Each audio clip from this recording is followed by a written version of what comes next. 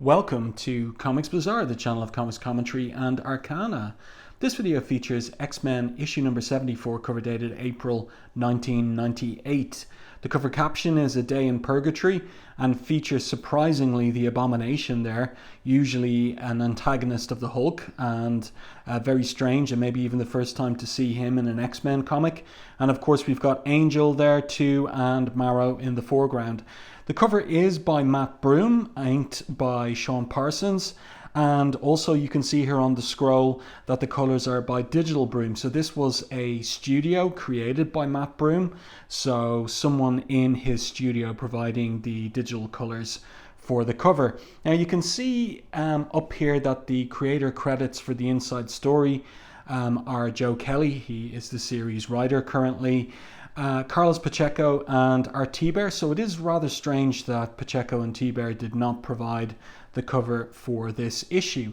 Let's open this one up to the first page and see where the story begins. So in the previous issue, Marrow grabbed Dr. Cecilia Ray's medical bag and did a runner from the X-Mansion. So where did she go? Well, she went through the Morlock tunnels to the location where Callisto is sickly. She may be dying, and Marrow, of course, is determined to keep her alive and has turned to prayer at this point, and a religious ritual she's created herself, and at the core of the ritual is her divine figure. So she's there beginning this prayer with light that was denied us, I heal you, and she's playing around with the candle there, but Callisto all the while is telling Marrow to leave her. There's nothing she can do. You have to accept, Sarah, my time is coming, it's inevitable.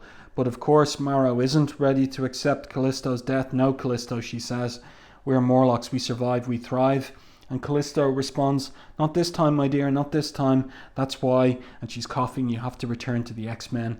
But Marrow is conflicted about the X-Men. Please, Callisto, don't think about them, don't speak, lie back, let the magic happen, close your eyes and hold this, hold it tight. So she gives her a figure, and the figure is this homemade ragdoll of Angel, and this is to whom she's praying, to he who is reborn, I beg for your life. So this is rather weird stuff to open this particular issue. There's 24 pages of story and art in this one. Let's continue.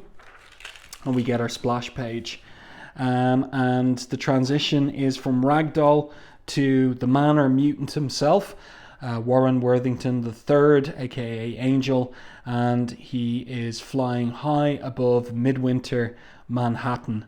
Morning, I graze the dawn alone with eyes shut, and like magic, I'm no longer Warren Worthington III. I don't run a corporation, I don't do lunch or take meetings, I don't battle vile evildoers. I've never even heard of the X-Men, mutants, or Angel. I fly, I swoop, I careen, I soar, just a man and his wings, his real wings. So Warren initially, he was the one of the X-Men, one of the founding members of the X-Men, but one who could have a normal life despite his mutation, his bird's wings. But after the events of the mutant massacre, the Morlock massacre, where his original wings were damaged by Harpoon and Blockbuster, two of the Marauders, and had to be amputated in X Factor issue number 14. He had a darker time, and in particular when Apocalypse transformed him into Archangel with those metallic wings and flechettes. So this backstory of Warren's is going to be explored in this particular issue. 24 pages of story and art, just like the previous issue. So readers getting banged for their buck at this time. Title of the story is Rituals, and that picks up on what Marrow was doing on the first page there. Creator credits: Joe Kelly writer, Carlos Pacheco pencils, Art Thibert inks, Richard Starkings and Emerson Miranda on digital lettering, Christian Lichtner and Aaron Lucen, aka Liquid, on the digital colors. Really like that splash page, like the 3-point perspective down shot on Manhattan that Pacheco has drawn there. It's good stuff. Next page is well drawn too.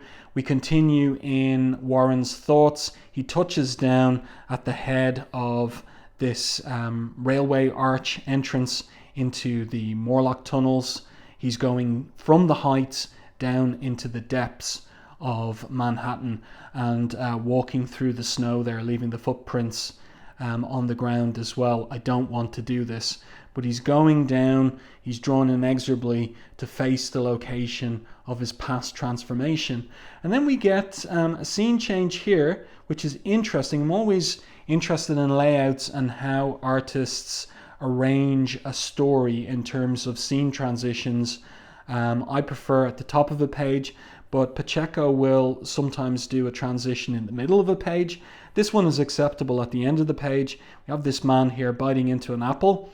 You know what people are saying? Of course, mutants. Mutants that drink blood, mutants that eat spleens, mutant Republicans even. That's so, says someone off panel. Who could it be? Where are we? Well, it's upstate New York, at the best burger joint east of the Hudson, Harry's Hideaway. Now, Harry's Hideaway has formerly been drawn as having a wood interior and having a slightly Germanic style in terms of the decor, whereas this looks like a New York diner. Now, Harry's Hideaway was destroyed in the course of Executioner's Song, and but it was rebuilt. So was it rebuilt to a different designer? Is this a different part of it? But I've never seen this part before. In any case, Logan is there for his steak breakfast, his rare steak breakfast, and he's reading the local newspaper, and he asks Harry, you got any Worcestershire sauce, Harry? So Harry there's sort of disgusted. How can you read that stuff and eat rare steak at 7 a.m? Logan there, simple, I'm one of those blood-drinking mutants.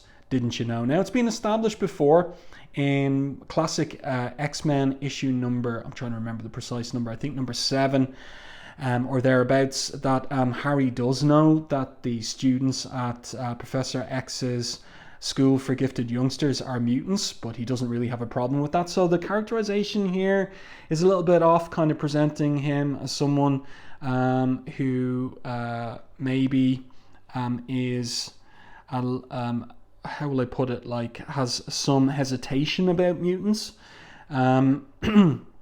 So that's a little bit off for me. But in any case, Harry says here as he drinks his, or continues to eat his apple rather, you're a card, Logan, a real card. It's good to have you back. Seriously though, you think they're going to catch this, whatever it is? No question, Harry. So what's the headline there about the murders in Salem Center? And Logan says as he points to the paper, I hear someone news about to take the case, and he's the best there is at what he does. So that's an indication to us that Logan has taken an interest in the murders going on in Salem Center, and he's going to, pun intended, sniff out who the culprit may be. Nearby, up the big hill at the Xavier Institute for Higher Learning now, once upon a time for gifted youngsters, tests unlike any other in the world are being administered and aced. So this is Beast. He's testing out this new prospective X-Man, Maggot. We've just recently learned in Uncanny X-Men what his first name is. Sabra revealed that his first name is Japheth. We know he's from South Africa, but there are many mysteries about him in terms of his mutant power, what exactly it is, and what exactly his relationship are to the two slugs here, Eenie and Meanie. So there's a bit of banter here. Obviously he's got super strength compared to a regular human, and there's some banter and back and forth between Dr. Cecilia Reyes and Beast, and there's kind of like an implication that maybe there's a little romantic frisson there from Cecilia Reyes towards the Beast. And there's a bit of business here with Snowball as well. And then Maggot here realizes that his slugs have left, and without his permission. That's twice now the little buggers have ignored me. I can't tell the others when they're just starting to like me, but if I don't get to them in time for feeding, man, this is vrot, I think, way vrot. So I don't know what vrot means in Boer dialect, I'm assuming, but it must mean something pejorative in any case. Got that much. And in the meanwhile, in the background, Cecilia there is giving Beast a hard time with his face down in the snow. And he's letting it happen because he could easily get out of that if he wanted. And then back in the Morlock shelter, Marrow is still keeping watch over Callisto. And she says to her, you need fresh water. But Callisto says, no, I need to know you'll be cared for when I'm gone. Don't let your pride keep you from your true destiny. Callisto wants Marrow to join the X-Men, and in particular be under the mentorship of Professor X. Of course, Professor X is missing currently, but there will be a search to find out where he is after Operation Zero Tolerance coming up in future issues. And then we pick up with Angel again, and he's flying down these underground tunnels, and in his first person monologue he is thinking about the smell. The lurching in my stomach alone is enough reason to go back, but I won't, not until I face it, whatever it is.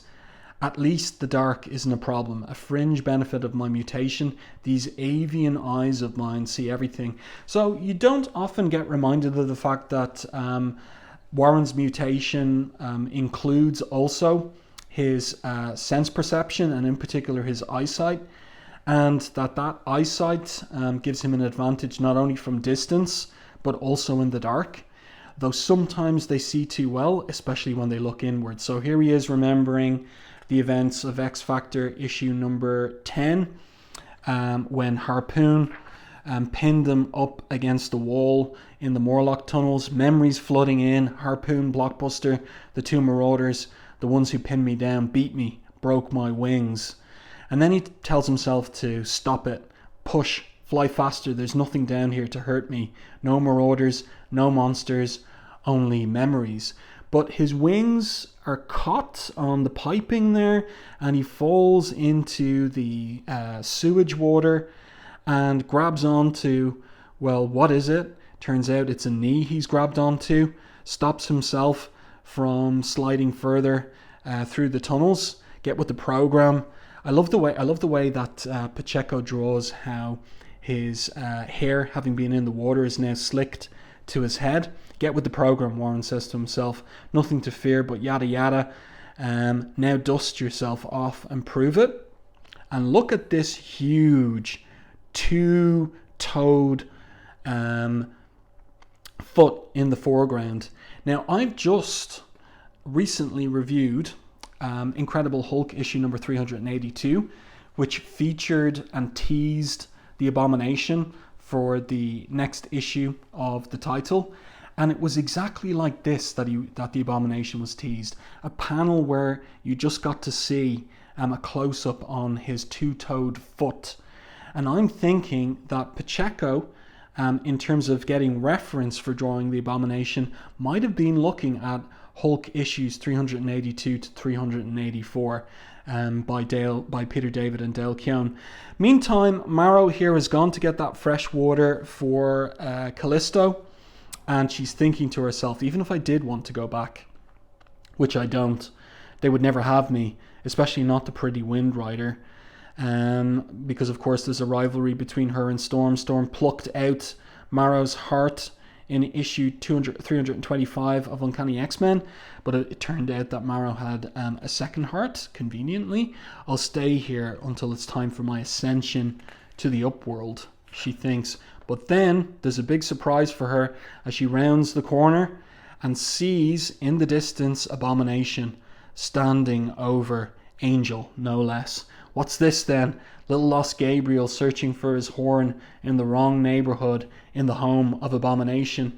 So that's a really cool anchor image there and upshot of Abomination. The way that his face is drawn there, particularly his maw, and the way that his chin disappears into his neck and chest, is very much after the model of Dale Keown's drawing of Abomination in issues 383 and 84 of the Hulk. So I do think, I'm pretty sure that Pacheco was looking at that version in order to get inspiration for drawing the Abomination in this issue. And there's Marrow looking, and she's afraid it's him. He's here. He's perfect. My angel. She's obsessed with him. And then the scene switches to Salem Center. This is a really interesting angle that Pacheco has picked out. Now, being Irish, I would say that Logan is there on his hunkers, but I think the more neutral way of saying it is that he's resting on his haunches there. He's pulling that newspaper out of the back pocket of his jeans. I really like the drapery that Pacheco has done. I also like the detail of the tucked in check shirt that Logan is wearing. It's tucked into his jeans there. I like the detailing on his boots there as well, with the high heels, because of course Logan's 5'3", gives him an extra inch or a couple of inches in height. An intriguing little character bit that. And then we're into Logan's first person monologue, and he's thinking about the newspaper. Nice to see that somewhere in America a paper is into reporting news instead of slinging nonsense, though they did say bite marks were found on the victims, big ones, a killer who eats, hence the animal theory. Now, in previous issues, we have been primed to think that Maggot, slugs, eeny and meeny killed a homeless man down one of the side streets in Salem Center. But is it so? Logan here says to himself, I'm not picking up on any sense I recognize. So he has been in the presence of eeny and meeny. And that's our first clue that maybe not all is as it has appeared to us to this point. I'll put it that way. But the side is stale and the snow is fresh. So that's another angle on things. A killer who eats. Maybe something imported. Maybe from South Africa. So he's conjecturing that Maggot and the slugs might be responsible. And then the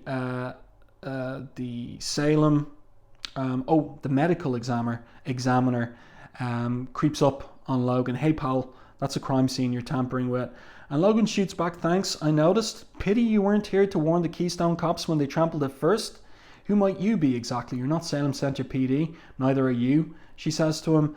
And then he flashes a badge to her. Now Logan was a member of Weapon X, and all of the Black Op missions he did down the years, and that was well explored in Larry Hama's run on Wolverine, and something that was established there, in particular around issues 65, 66, and 67, was that Logan has a cache of false identities, security passes for all the major security organizations in the world, CIA, Mossad, etc., etc. And here he has an ID for Nassau Police Department, where he's identified as Detective Jim Logan.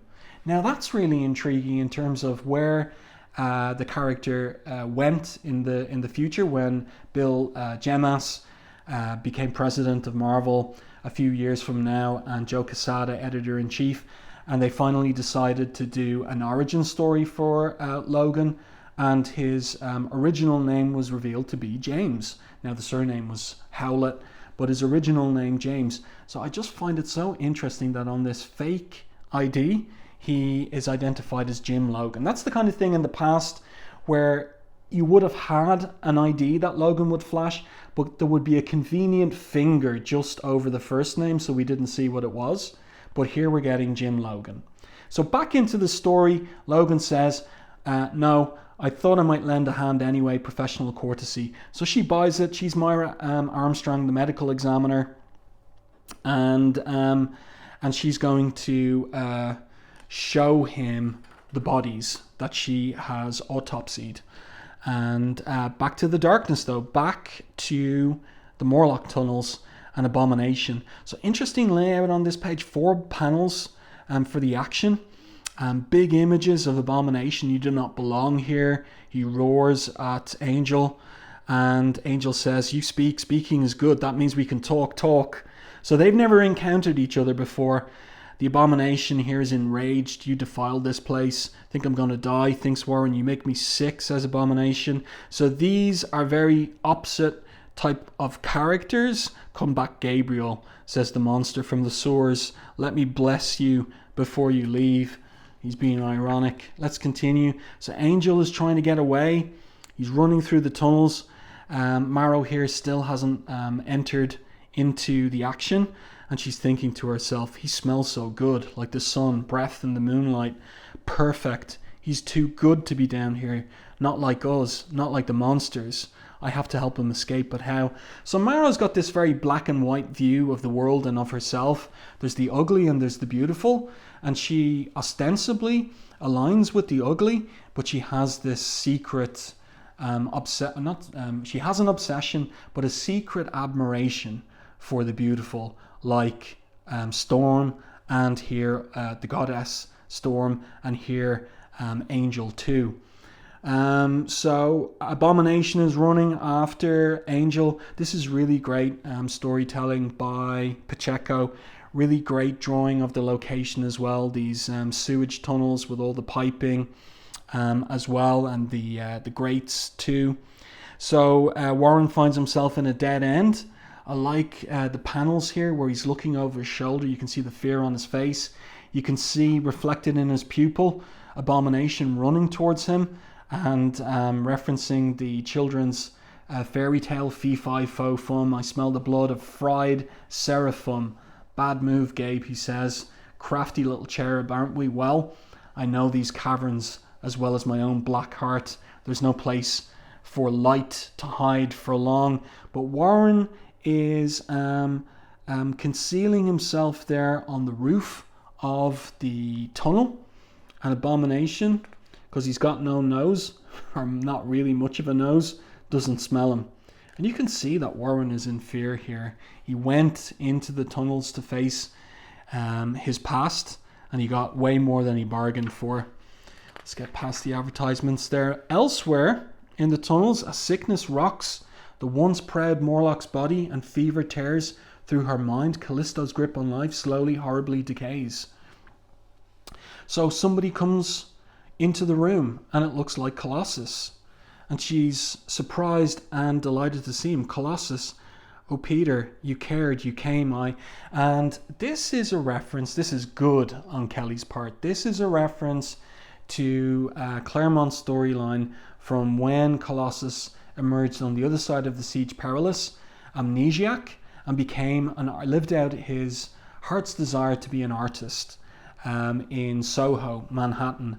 And ran into a number of times a mystery beauty model, and the two of them had their happy ever after, but it turned out that the model was Callisto, and that it was a cruel trick that Mask was playing on her. He made her beautiful. He did so in order that she could have a happy life, and then he'd take it back away from her. But the two of them were left to their happy ever after until Jim Lee came along on the X-Men and wanted Colossus back, and had Colossus possessed by the Shadow King. And then this was the reason for Claremont quitting writing his 16-year run on the Uncanny X-Men in issue 278, when he was just so sickened about having to script a plot where his characters were doing things he didn't want done. In any case, back to this story, it's a nice callback to that. Colossus, quote unquote, says, Peter, why not? If it lifts up your skirt, sweetie, you can call me Baryshnikov. So this is not Peter Rasputin. This is not Colossus, unless he were repossessed by the Shadow King, but it's someone else. But Callisto's hallucinating, and the figure says, just as long as you don't die. And she says, I won't, I promise. So it's love that makes her say that, stronger even than Marrow's concern that she stay alive. And this figure, and you can see the hand now, we're seeing the real hands of this figure, not Callisto's hallucination. And there are, look at the pointy fingernails, the gnarled fingers. Who is this? At least not until it's convenient for all interested parties, namely me. Now hold still, Mr. Happy Needle wants to give you a kiss. Who is it? Marrow's not there keeping watch, because she's keeping watch instead on Angel. So clever, holding himself up with his wings, but look at him, the strain he cannot hold. Why did you come back? She thinks to herself. Everything here is so polluted. Everything here withers.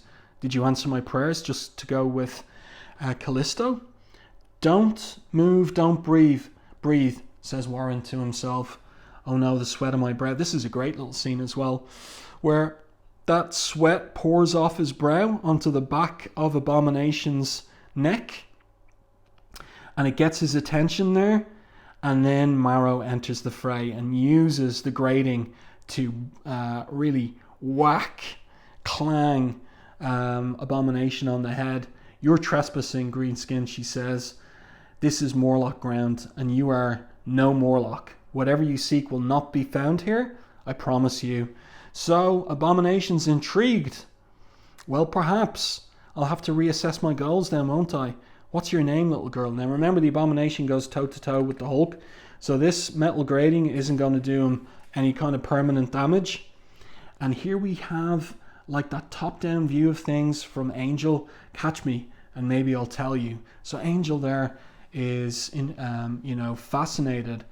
Who is that? She sounds like a child. But Abomination hears her voice in a completely different way. Your voice, he says to her, as old as these tunnels. You belong here, don't you? Like me, like my lost family, ugly, alone. And Marrow runs. You'll never know if you keep talking. And Angel gets it. She's doing it, distracting him away from me. I'm being rescued by a kid? God, what have I let happen here? So Abomination catches up to Marrow. He says to her, don't you see, we can rebuild down here, away from those who would hurt us, from those with wings. And Angel here has got his courage back. Oh, come on, it's bad enough. That face of yours could stop a bull elephant at 40 yards. But with pick-up lines au gratin like those, you ought to just pack it in, step away from the girl. So that's a great image of him there, standing cross-armed. And then we're back at Xavier's. And Maggot here is in some trouble. Girls, he says, come on, you're really starting to tune me uphill here, being too long. So we don't know exactly, as I've said before, his relation to Eenie and Meenie, but it seems he's in pain. It seems he's struggling. For the fact that they've been away from him. There you are, cut a little close, dolls. So what happens to him if they're away too long? We're going to have a long talk about your stroppy habits. What's this then? Blood? What have you two done? What have you done? He exclaims. So there's blood on them. Now it's not coloured in 100%. I can see the lines here that should have blood on their carapaces, their metallic carapaces, but it's not showing up in the colours. And then we switch to downtown Salem Centre. So there's another body. You're kidding me. Behind the police station. He was a transient who made nice with the cops. He slept out in the garage. I guess it wasn't enough shelter. So the medical examiner says the killer cut through a steel door without leaving any burn residue or cut marks. Now maybe that's something that Eenie and Meenie could do, and no one heard a thing. Weirded out yet, Mr. Logan? She says as she lights up. Nope, not anymore. And he's sniffed now the fresh body. So it looks like he's identified the culprit, or culprits. Let's continue. Got you, you little creeps. He says, so is he talking about Eenie and Meenie? Oh, and why's that? Logan, so he's gone, he's disappeared. And then under New York City again, under Manhattan in the Morlock tunnels. Love this, love the silhouetting there of Abomination. Just seeing his eyes and teeth. And Warren's walking up towards him. And he says, or basically Marrow says, you could have escaped, why did you? The thought did cross my mind. And I feel, if this was me, I'd put this little part here in a thought balloon rather than speech, but he's saying it more quietly, God help me, more than once. But now I'm thinking clearly again. I'm not running anymore. Didn't I speak slowly enough for you, Abomination? Back off. So Abomination says, this isn't one of your fallen lot in need of rescue, Angel. This one is more my cup of tea. Show him. So Abomination wants Marrow to show her face, but she refuses. Don't look at me, Angel. Please, just go. You have it so wrong, Abomination. She's no demon, says Angel. She's the courageous young woman who tried to save my life and open my eyes. She's the most beautiful person in the world. So that gets her attention, and Abomination is angry. You lie. She's ugly. She's humanity's refuse. Your pity is an insult to her. Watch, little one. This is your first lesson. So he punches Angel there. This is what you will have to do in the world to garner respect. Fight against the light. Devour it. The more you consume, the more you will grow until you can show them. Show them all that ugliness is strength. Darkness breeds power. And then you will know triumph. Then you will be just like me. So Angel says to that, he's wrong. Doesn't have to be like that. I was a monster once too. So again, that's a thought back to what Apocalypse turned him into. Archangel. Abomination says, you lie. Turn the page. This is the moment of truth. No, I was, but not because of how I looked, but because of how I saw myself. But I guess it doesn't matter. And then he turns to Marrow and tells her, run, miss, please. I'll hold him off as long as I can. Get out of these tunnels and don't look back. So this replays what's been established and what Warren doesn't know, that he rescued a young Marrow, whose real name is Sarah, from the mutant massacre, the Morlock massacre. And that's why she worships him like a god, like a religious figure, a savior figure. And you can see her eyes wide there. And Warren continues and says, I don't want to die thinking it was for nothing. So he's going to sacrifice himself to save her once again. Just like him. I can be just like. He said I was beautiful. So she pulls out from her belt, not bones, but 2 blades, rusted blades it seems, and throws them right at Abomination's eyes. And then we're back at Salem Center. This is kind of a funny image of Logan there, kind of bounding across the snowy woods, or through the snowy woods. And here we're into his first person monologue. First time I laid eyes on Maggot, I took a shine to him. Crass, charming, tough, even though he comes with a truckload of baggage. My gut told me he was all right, and my gut is never wrong. 20 minutes ago, I picked up a scent at the second murder scene, the unmistakable spore of 2 carapaced critters. And then, like this phrase, like Joe Kelly's doing a good job on Logan in this issue, except for this one phrase that's coming up in this caption here, my sniffer is never wrong either. It just doesn't make sense for Logan to refer to his nose as a sniffer. But okay, let's go with it. Maggot has been known to disappear at length, supposedly to feed the girls, but he never says what exactly they eat. By the way, I really like the digital colouring here, the implication of the snowy countryside. That's really, really well done. And also the choice to have the tree and Logan jumping off it in silhouette. It's really, really beautiful work by Pacheco and the colourists and Thibert. Slug tracks tinged with a hint of blood start to give me an idea of what's on the menu. Man, this rots.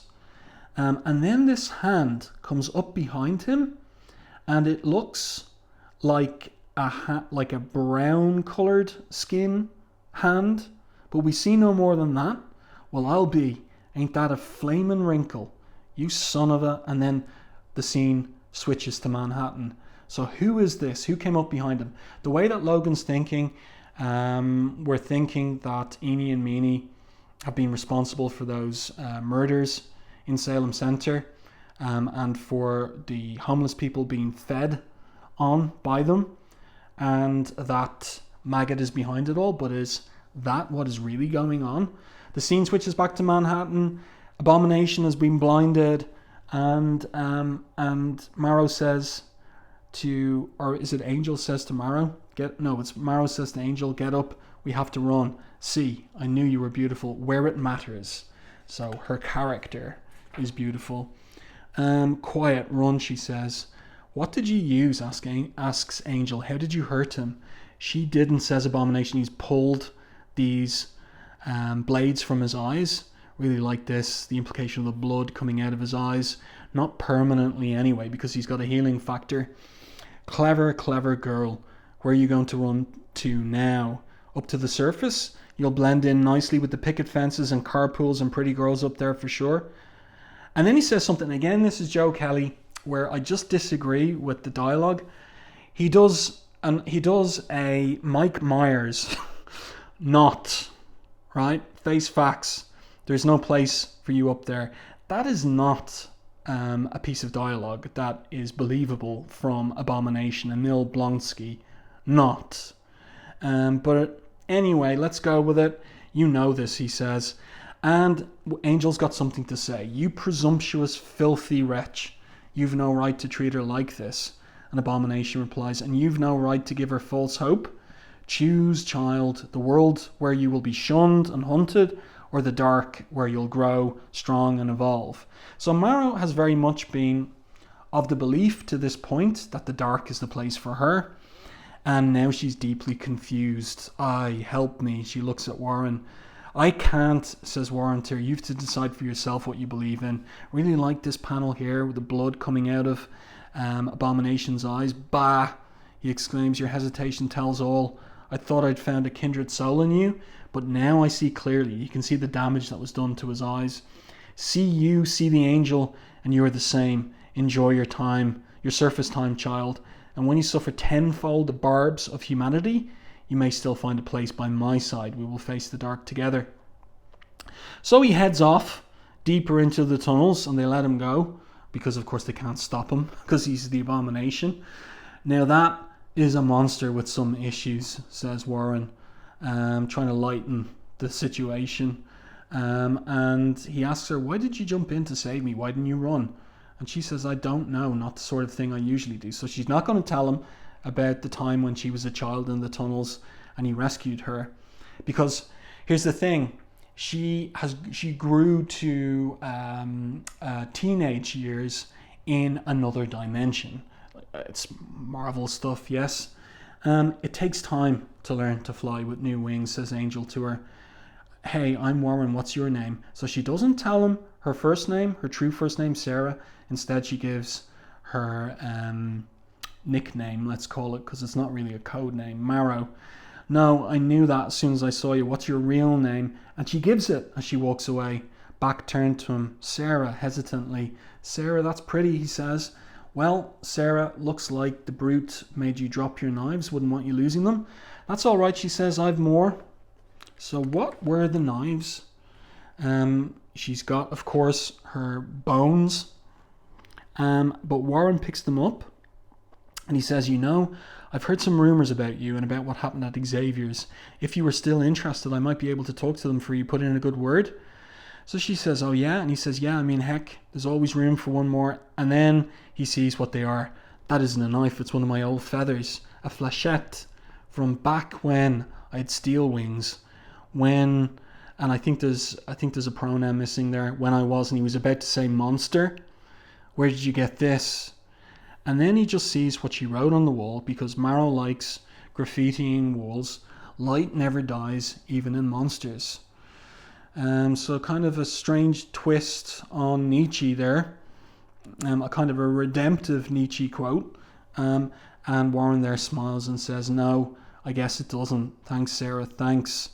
So he went down into the tunnels for exactly a cathartic moment like this, but he couldn't have predicted it would have involved Abomination. Whoa, now that's a hangover. So another scene switch at the bottom of the page. Got a close-up on Logan's eye there. Not like me to just black out, have to assume that someone got a drop at me, but good. This would have been better on a page turn. Can't imagine who, though. Senses would have picked something up. Feels so strange. Ears ringing, lightheaded, burning. Something's really wrong with this picture. There's blood on his hands. It's his own blood. And he's been opened up. And some kind of weird autopsy is being done on him as well. Holy good God, he exclaims. Again, that doesn't sound like Logan. Doesn't sound like an exclamation he would make, but however, let's let it go. And Maggot is there, and he's all blue, which usually happens after Eenie and Meanie have fed. But we still don't know what exactly is going on there. We're going to find out in the next issue. And he's there all apologetic and horrified. Oh, Logan, I'm sorry. I didn't mean it. I didn't mean it. I'm sorry. But here's the thing. There's a twist coming, isn't there? Next, our double-sized 75th issue, The Fate of Maggot. Let's turn the page. One page of letters there. But it's this part that's interesting. Next issue, special double-sized issue featuring the return of the dreaded Ngari. So it's been a hell of a long time since they've featured in an issue of X-Men, all the way back to the 70s. And, well, the thing is, are they, when you see this, are they the ones responsible for what's been going on in Salem Center and for what happened to Logan there? So I do hope that you enjoyed this review and commentary on X-Men issue number 74. Let me know your thoughts on this one in the comments section. By the way, one last thing. This is Carlos Pacheco's final issue of X-Men. He joined as regular artist, a series artist, with issue 62.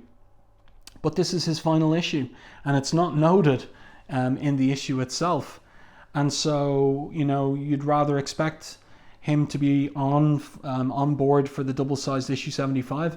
No, it's a different artist. This is the final one of Pacheco's pretty much year-long run on the title. Where's he gone to? Well, he's gone to collaborate with Kurt Busiek on Avengers Forever, the 12-issue, I suppose we call it maxi series. That's where he's gone. Got a better offer. Well, I do hope you enjoyed this review and commentary. If you did, please like and share the video. And if you haven't, if you did, if you haven't, I hope that isn't the case. But if you haven't already subscribed to the channel, please do so and stay tuned for more content like this.